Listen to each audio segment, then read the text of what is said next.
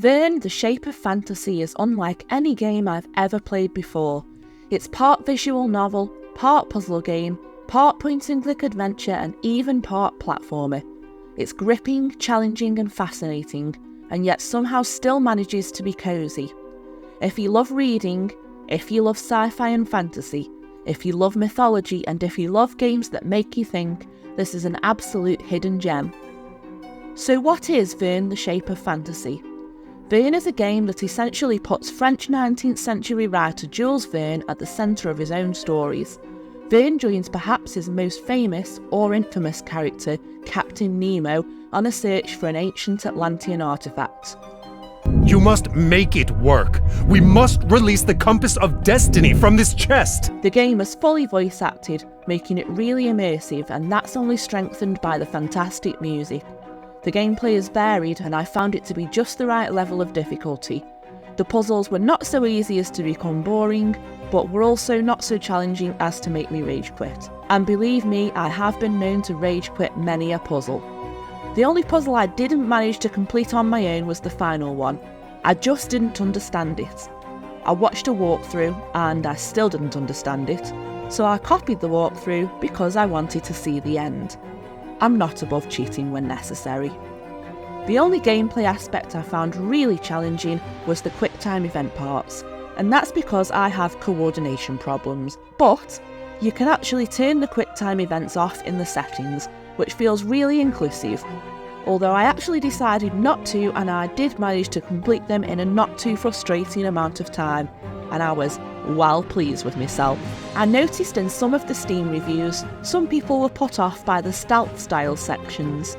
While ordinarily stealth is really not my thing, I did enjoy that aspect of the game. It took me a little bit of time to figure out what to do at first, but once I got my head around it, it was actually pretty fun. And again, like the quick time events, it's a pretty small part of the game. One thing I really enjoyed was the inclusion of these collectible notes, which give you more information about Jules Verne, his work and the Atlantean mythology that inspired it. You don't have to read these in order to progress the story, so if you're not a fan of reading in games you can skip them, but I personally really enjoyed them.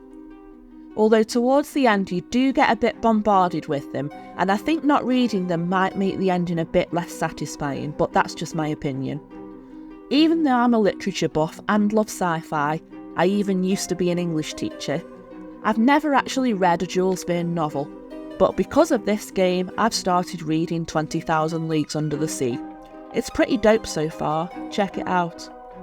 I also very much appreciated that the story of the game is non-linear, meaning you always remain curious about the characters' backgrounds and what led them to the situation they find themselves in.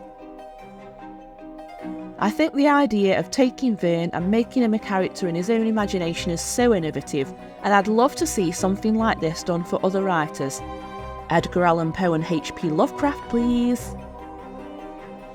And the graphics are absolutely brilliant. There's a range of settings and they all use this intricate style of pixel art so well. I think my favourite has to be the underwater section of the game.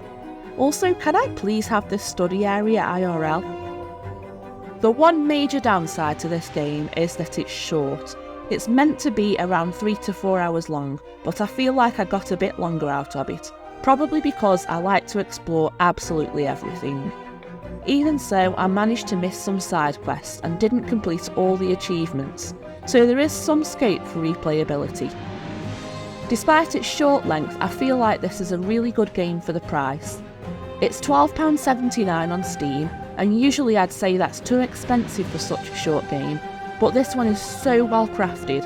It's fully voice acted, the soundtrack and graphics are brilliant, and it's really well written. It's obvious a lot of passion and hard work has gone into the game.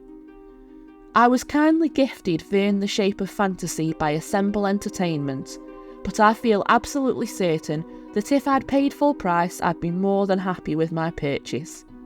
I strongly suggest that if you like the themes this game deals with, you check it out. Thank you for watching, and I'll see you again soon.